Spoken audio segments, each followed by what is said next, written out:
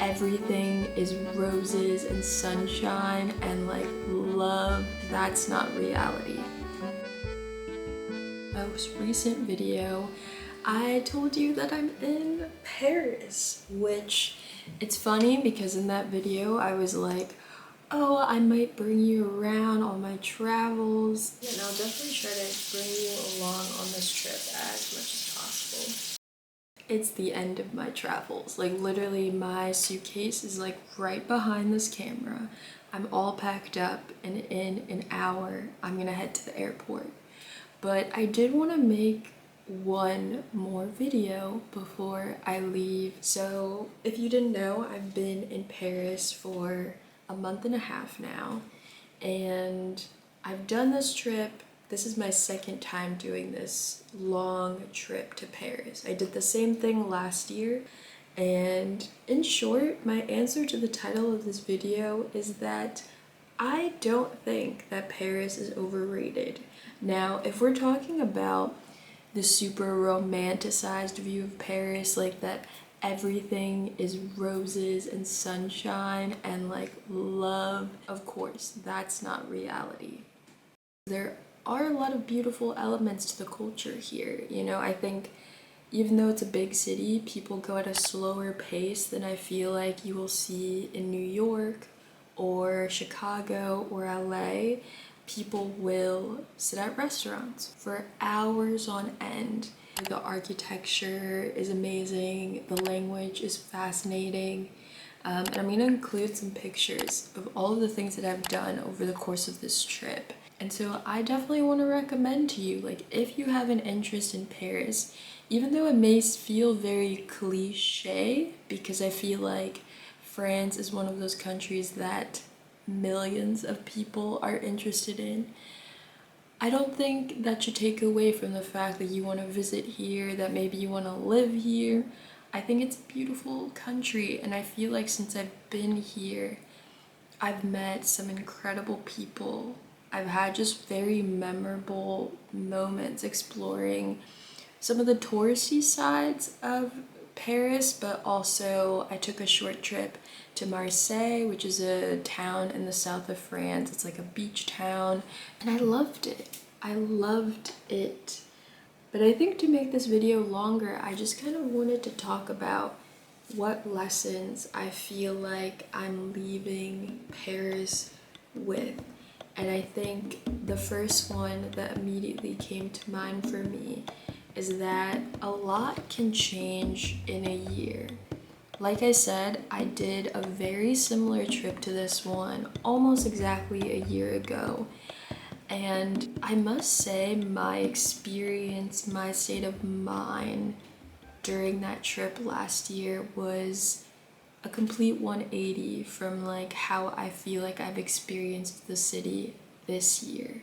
Because I think last year during the trip, I was listening to music all the time, listening to podcasts all the time. Like, I really avoided being fully present because there were so many emotions and things in my life that I really just wasn't at a place where I could like deal with them, you know? And I think that taught me a lot about the difference from being like physically there versus like mentally, emotionally present, you know? And it's interesting being back here almost exactly a year later and feeling so differently. Like, of course, like we still have challenges, we still have things that we need to like work on as a person, but I've been able to enjoy this trip so much more, meet so many more people, do so many more things, be so much more present because I've done a lot of work on myself, you know? And I hope that that's just encouragement for anyone listening who, you know, maybe you're in a season of your life where you feel like work isn't going right or your love life isn't going right, or just like how you feel internally and like the way you speak to yourself is really toxic. You can make changes in your life if you're not happy with something. You know, I started therapy, which is something that I I never fully believed in, because I feel like my experiences in the past with therapy, I didn't enjoy that much, but I now realize that it was because I didn't find a good therapist, like one that I felt like I connected with, could be vulnerable, you know, felt like an open space for me. The biggest lesson that I want to just share and impart on all of you is like, a lot can change, and not to give up on yourself. I just hope that this is encouragement that like I went through, like it wasn't even just during my France trip last year, like I went through a year in 2022. And again, I'm not like fully in another page where I no longer deal with those things anymore, but I've made leaps and bounds, and like you can too.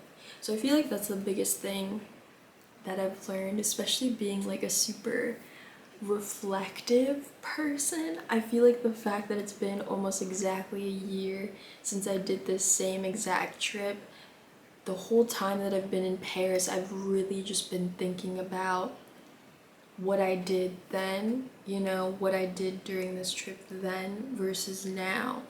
The second thing is, if you want cool things to happen in your life, or to be able to have cool experiences that like when you're 70, 80, 90, you can look back on, you gotta make those things happen.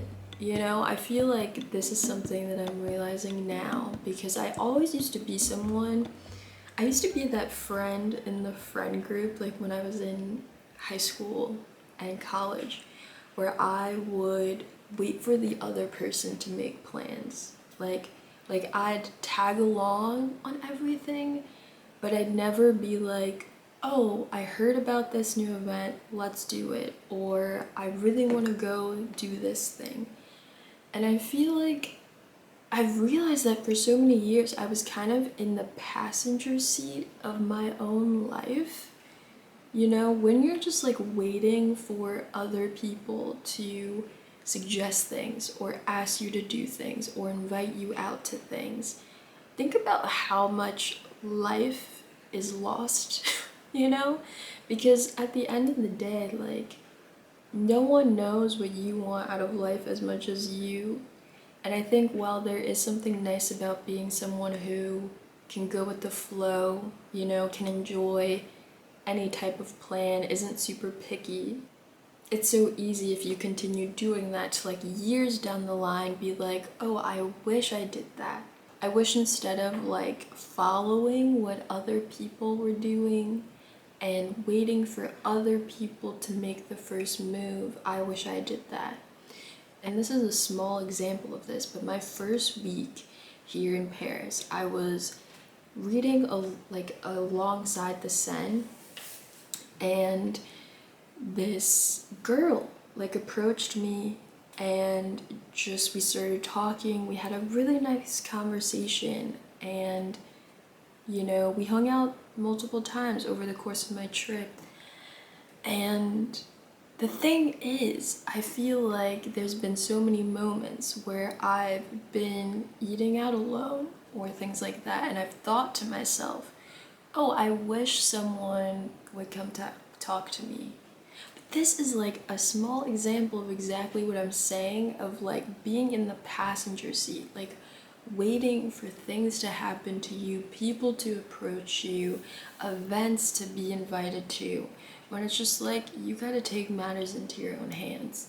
Being in France, exploring France, like practicing French is something that I really care about.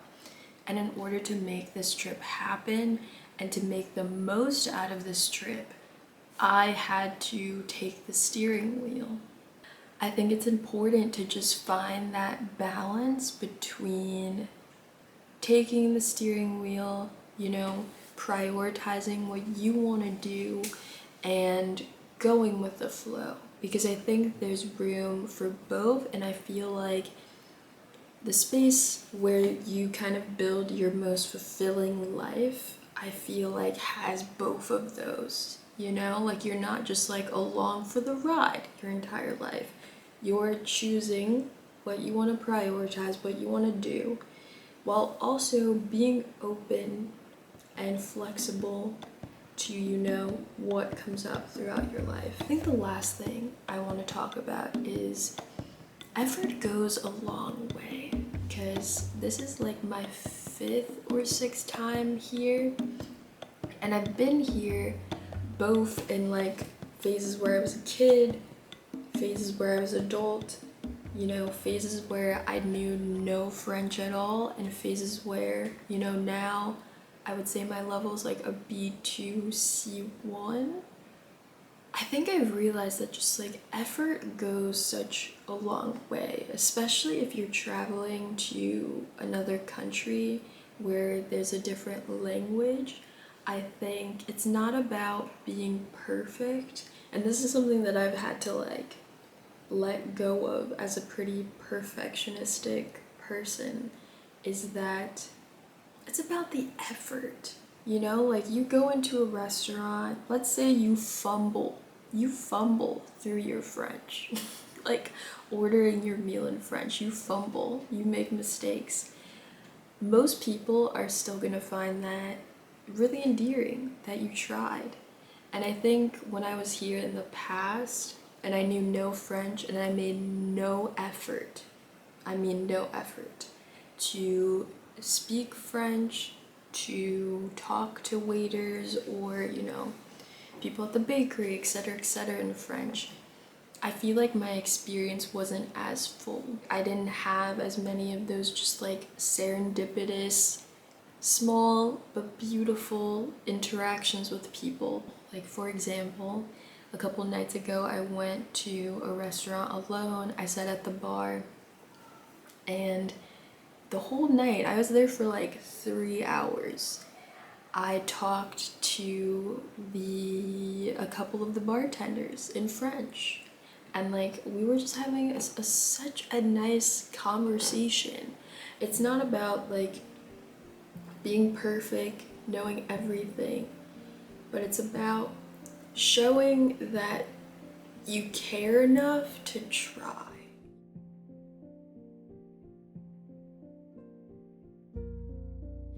I'm still figuring out what I want to do with this YouTube channel. As you can see, my videos are all over the place. I've done content on like Northwestern, my time at Northwestern University. I've done content on like leaving New York. I've done content about my trip to Paris. I've done vlogs when I was in New York. Like my content is like, what is going on? So I'm trying to figure out like what I feel like could be the most impactful, but we'll see. But I'll talk to you guys in my next video.